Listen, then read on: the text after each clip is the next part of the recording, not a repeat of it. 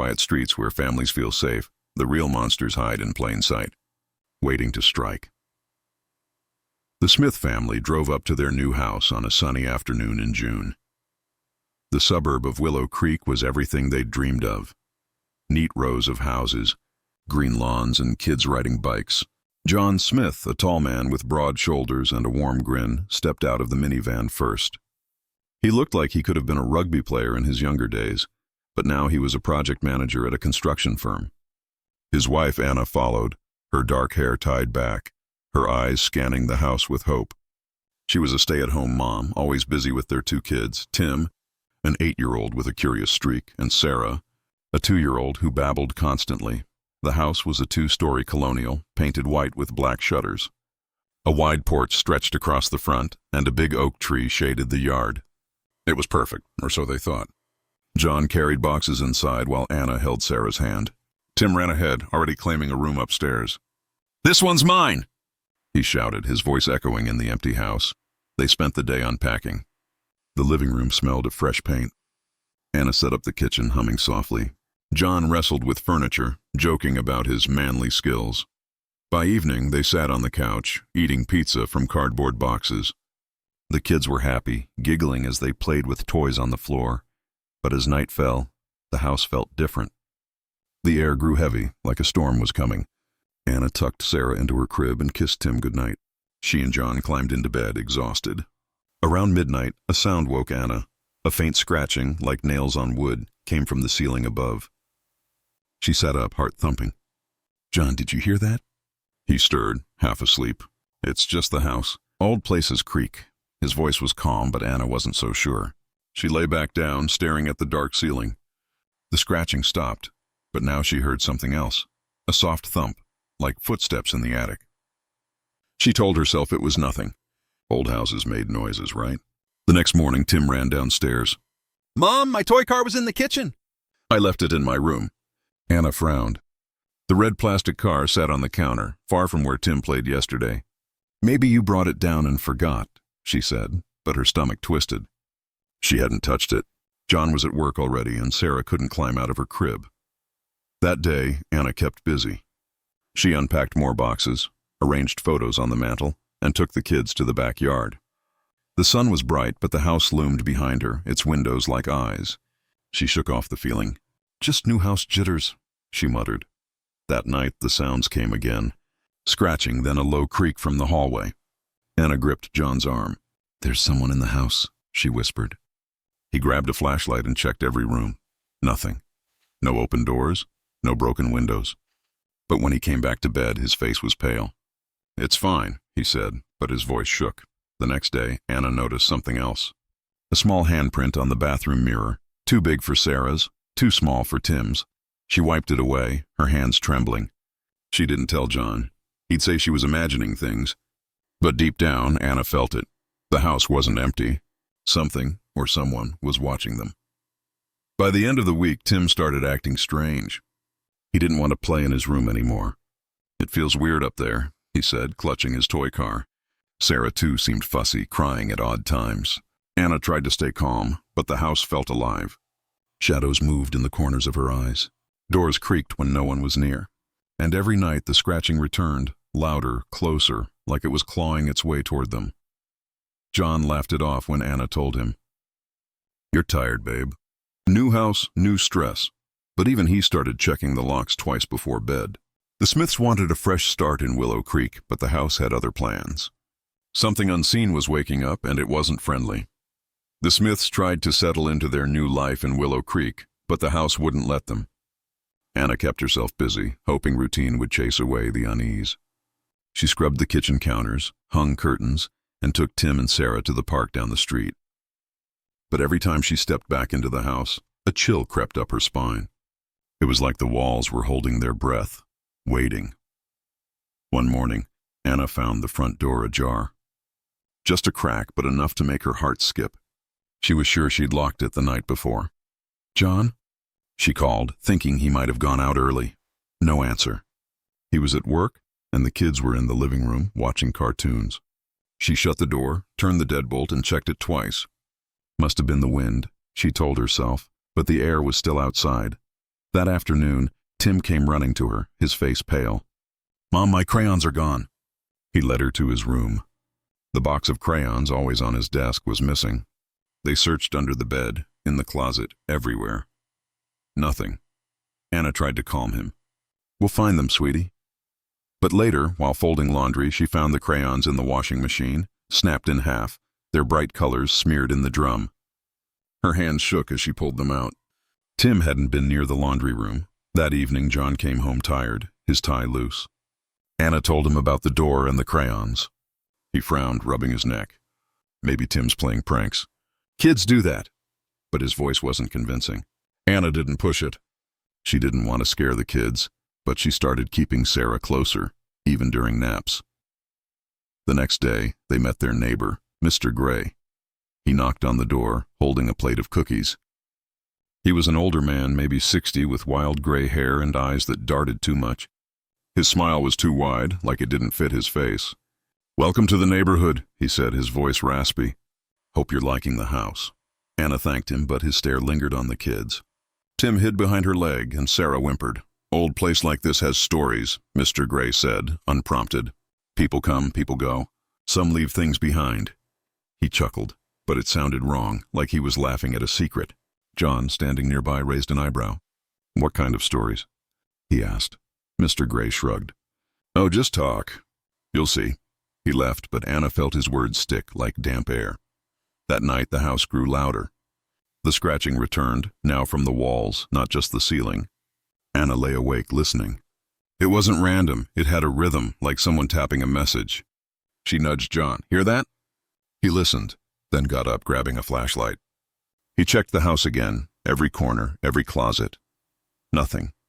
But when he climbed back into bed, he whispered, "I saw something. A shadow, in the hall." Anna's stomach dropped. "What kind?" "Like a person," he said. But it was gone when I got closer. They didn't sleep much after that. The next morning, Anna found something worse. In the backyard, near the oak tree, was a small pile of dirt, like someone had been digging. In the center, one of Sara's stuffed bunnies was half buried, its eyes missing. Anna yanked it out, her heart racing. She hadn't let Sara play outside yesterday. Someone, or something, had put it there. She looked toward Mr. Gray's house. His curtains twitched, like he'd been watching. The family started avoiding certain rooms. Tim refused to go upstairs alone. Sara cried whenever they passed the basement door. Anna kept the kids in sight at all times, but the feeling of being watched grew stronger. It wasn't just the house now. It was like something was circling them, getting closer, playing with their fear. The Smiths were on edge. The house in Willow Creek, once a dream, now felt like a trap. Anna stopped unpacking. Boxes sat in corners, half open. She didn't want to settle in anymore. John stayed home from work one day, saying he needed to figure this out. But the truth was, he was scared too. The family barely left the living room, sticking together like animals sensing a storm. One morning, Anna found the kitchen in chaos. Cabinet doors hung open. Plates were stacked in a wobbly tower on the counter, like someone had played with them. "Tim, did you do this?" she asked, her voice sharp. Tim shook his head, eyes wide. "I was sleeping, Mom." Sara, sitting in her high chair, pointed at the ceiling and babbled, "Man." Anna's blood ran cold. She looked up. Nothing but the white ceiling. Still, she grabbed the kids and moved them to the couch. John checked the house again. He found no signs of a break-in, but in the garage, his toolbox was open. Wrenches and screws were scattered on the floor. "This isn't right," he muttered. He started locking the garage door at night, something he'd never done before. Anna noticed he wasn't sleeping. Dark circles grew under his eyes. That afternoon, they took the kids to the park to escape the house. Anna watched Tim climb the slide, but her eyes kept drifting to the street, half expecting Mr. Gray to appear. He didn't, but a woman approached, Mrs. Carter, another neighbor. She was older, with kind eyes and a nervous smile. "You're in the old Miller house, right?" she asked. Anna nodded, wary. Mrs. Carter lowered her voice. "Be careful. That place, it's got a bad history. A man lived there years ago, went crazy. Said the walls talked to him." Anna's stomach twisted. "What happened to him?" she asked. Mrs. Carter hesitated. "He disappeared. Police never found him." She walked away, leaving Anna shaken. Back home, things got worse. That evening, Tim screamed from his room. Anna and John ran upstairs. He was curled up on his bed, pointing at the closet. "There's a man in there," he sobbed. John yanked the closet door open. Empty, just clothes and toys. But on the closet floor was a drawing in Tim's crayons, a crude sketch of a family. Stick figures with no faces, standing in a dark house. Tim swore he didn't draw it. Anna clutched him, her heart pounding. That night, the biggest shock came. Anna was tucking Sara into her crib when the lights flickered. A low laugh echoed from downstairs, guttural and wrong. Anna froze. John grabbed a baseball bat from the hall closet. "Stay here," he whispered. He crept downstairs, bat raised. Anna locked the bedroom door, holding Sara and Tim close. Minutes passed like hours. John came back, pale as a ghost. "No one's there," he said. But the back door was wide open. They hadn't opened it all day. Anna couldn't shake the laugh. It wasn't human, not quite. She looked out the window toward Mr. Gray's house. His porch light was on, and she swore she saw him standing there, staring at their house. His head tilted like he was listening to something. The next morning, Anna found a note slipped under the front door. In messy handwriting, it said, "You can't hide," no signature. She showed John, who crumpled it up. "It's a prank," he said, but his hands shook. The family stopped sleeping in separate rooms. They dragged mattresses to the living room, camping out together. The house felt alive now, its noises constant. Scratches, thumps, whispers from the vents. Anna kept a kitchen knife under her pillow. John checked the locks obsessively. Tim clung to his toy car, and Sara stopped babbling as much, her big eyes always searching the corners. The unseen presence wasn't just watching anymore. It was closing in, and the Smiths were running out of places to hide. The Smiths were unraveling. The house in Willow Creek was no longer a home, it was a cage. Anna barely slept, her eyes red from watching the shadows. John's temper flared, snapping at small things. Tim stopped talking much, clutching his toy car like a lifeline. Sara, once a chatterbox, now whimpered at every creak. The family stayed huddled in the living room, mattresses on the floor, but even that felt unsafe. Anna decided to dig into the house's history. She couldn't ignore Mrs. Carter's warning about the man who went crazy. While the kids napped, she sat at the kitchen table with her laptop, searching old news articles. She found a story from 20 years ago. The house belonged to a man named Henry Miller. He lived alone, a recluse. Neighbors said he acted strange, talking to walls, screaming at night. One day he vanished. Police searched but found no trace. The article mentioned odd markings in the house like scratches and symbols. Anna's skin crawled. She remembered the scratches they heard. She told John that evening. He frowned, rubbing his face. "That's just old gossip. Doesn't mean anything." But his voice was tight. He didn't want to believe it, but the house was wearing him down. That night they found more proof something was wrong. Anna went to the basement to grab laundry. The light flickered, then died. In the dark she heard breathing, slow, heavy, close. She fumbled for her phone, hands shaking. The light came back on. No one was there, but on the wall was a new scratch, deep and jagged, forming a word. "Mine." Anna ran upstairs, slamming the door. She told John, who grabbed his bat and checked the basement. Nothing, but he saw the word, carved into the concrete like someone had clawed it with a knife. "We're calling the police," he said. The officer who came was polite but skeptical. "Kids, maybe," he suggested, looking at the scratches. Anna wanted to scream. Tim was 8, Sara was 2, they couldn't carve concrete. The officer left, promising to patrol the area. It didn't help. The next day, Mr. Gray knocked on their door again. He carried a rusted garden tool, claiming he found it in his yard. "Thought it might be yours," he said, his eyes flicking past Anna into the house. She noticed his hands, calloused, nails jagged, like he'd been digging. "Thanks," she said, closing the door fast. She didn't trust him. His visits felt too frequent, his stares too hungry. That afternoon, the kids were in the backyard, Anna watching from the porch. Tim kicked a ball, and Sara toddled after it. Suddenly, the ball rolled toward the fence near Mr. Gray's yard. Anna saw him there standing still, watching Sara. His lips moved like he was whispering to himself. Anna ran, scooping Sara up. "Stay away from my kids!" she yelled. Mr. Gray blinked, his smile crooked. "Just being neighborly," he said, then walked away. Anna's heart pounded. She locked the kids inside. That night, the house fought back. Around 2 a.m., a crash woke them. Glass shattered downstairs.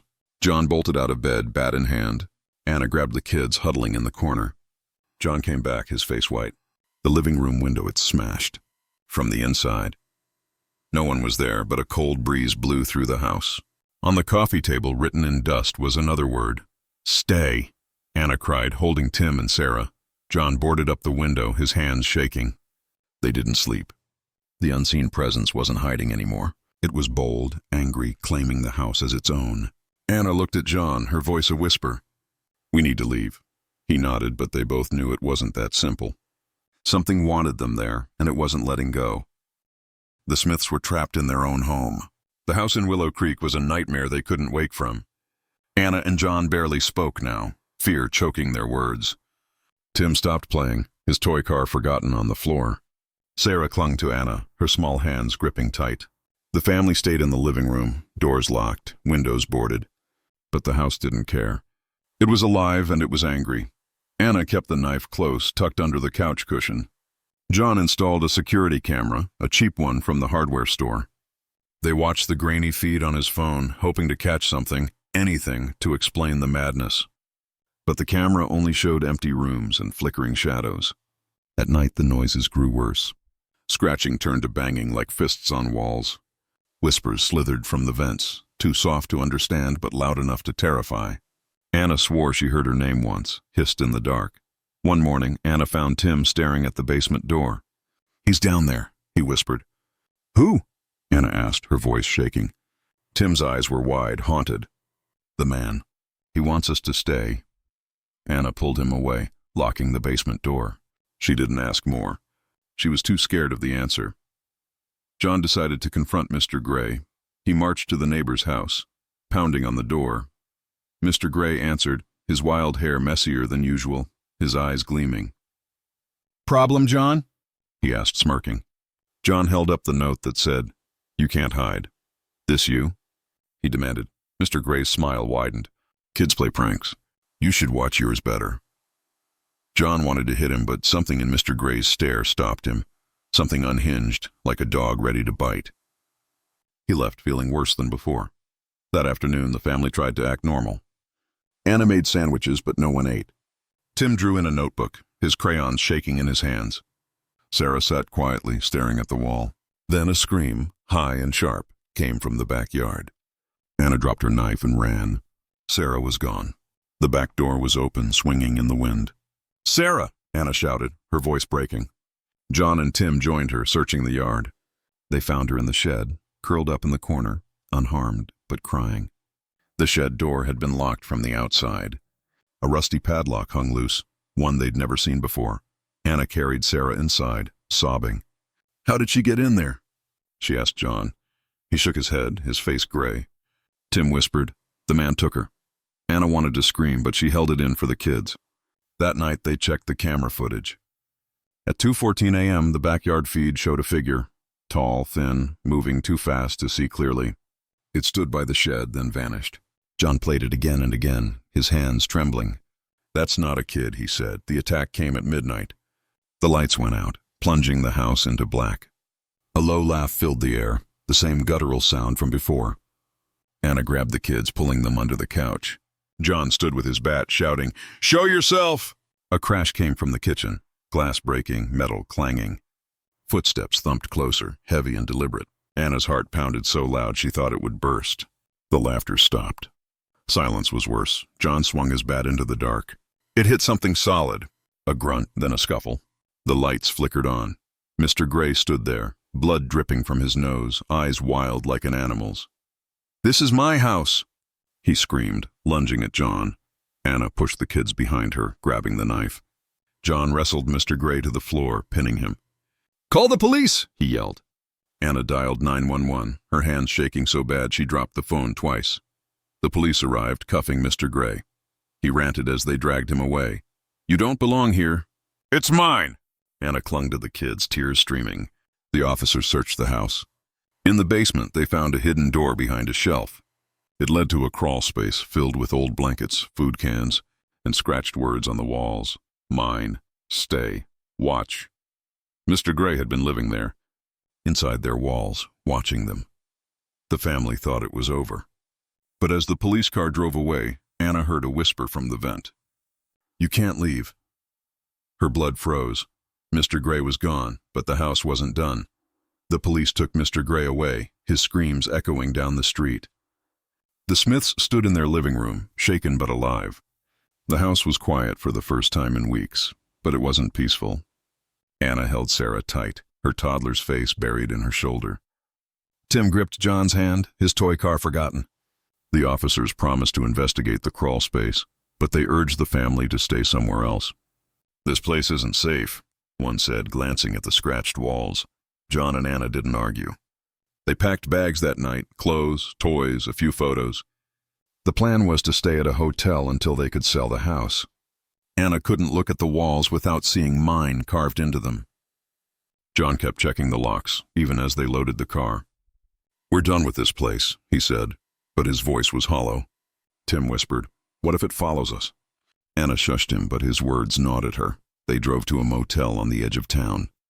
The room was small, with thin walls and a flickering TV, but it felt safer than the house. Anna tucked the kids into one bed, their small bodies curled together. John sat by the window, staring into the dark. "He's gone, Anna," he said. "It's over." But she didn't believe him. The whisper from the vent, "You can't leave," played in her mind like a broken record. The next day, John called a realtor. "Sell it fast," he said. "We don't care about the price." Anna tried to keep things normal for the kids, taking them to a diner for pancakes. Tim drew on a napkin, but his picture was a house with dark windows and a shadowy figure inside. "That's our house," he said quietly. Anna's heart sank.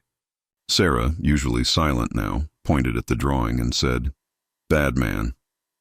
Anna threw the napkin away. They stayed at the motel for a week. The police called with updates. Mr. Gray, whose real name was Henry Miller, had lived in the house decades ago. After losing his job, he went mad, believing the house belonged to him forever. He built the crawl space to hide, watching families who moved in. He'd been there the whole time, slipping through walls, moving things, leaving notes. The police found journals in the crawl space, filled with rants about intruders and keeping the house. Anna felt sick imagining his eyes on them, day and night. But even at the motel, the fear lingered. Anna woke one night to a scratching sound. She thought it was the kids, but they were asleep. The noise came from the wall behind her bed, slow and deliberate like nails dragging. She shook John awake. He listened, then checked the room. Nothing. "Just pipes," he said, but his hands trembled. The next night, Tim woke screaming. "He's here!" he cried, pointing at the closet. Anna opened it, empty, but a faint smell of damp earth hung in the air like the crawl space. They moved to another motel farther away. The realtor called. The house was under contract. "You'll be free soon," she said. But Anna didn't feel free. At the new motel, Sara started humming a tune Anna didn't recognize, eerie and slow. When asked where she learned it, Sara said, "The house sang it." Anna's blood froze. She stopped sleeping, watching the kids all night, knife in hand. One evening, John got a call from the police. They'd found more in the crawl space, old photos of families who lived in the house, all with faces scratched out. One was of the Smiths, taken through their window. Anna cried, realizing Mr. Gray had been closer than they thought. But worse was the final discovery. A symbol carved into the crawl space floor, the same one from the old news article about Henry Miller. The police didn't know what it meant, but Anna felt it was more than a madman's mark. It was like the house itself was alive, tied to him, or something worse. The sale closed. The Smiths moved to a small apartment in a new city. They tried to start over, but late at night, Anna heard it again, a faint scratch like nails on wood. Tim stopped drawing. Sara stopped humming. John checked the locks, but his eyes were haunted. The house was gone, but its shadow followed. In the dark, Anna saw it sometimes, a shape in the corner, too tall, too still. The unseen presence hadn't let go. It never would, the end.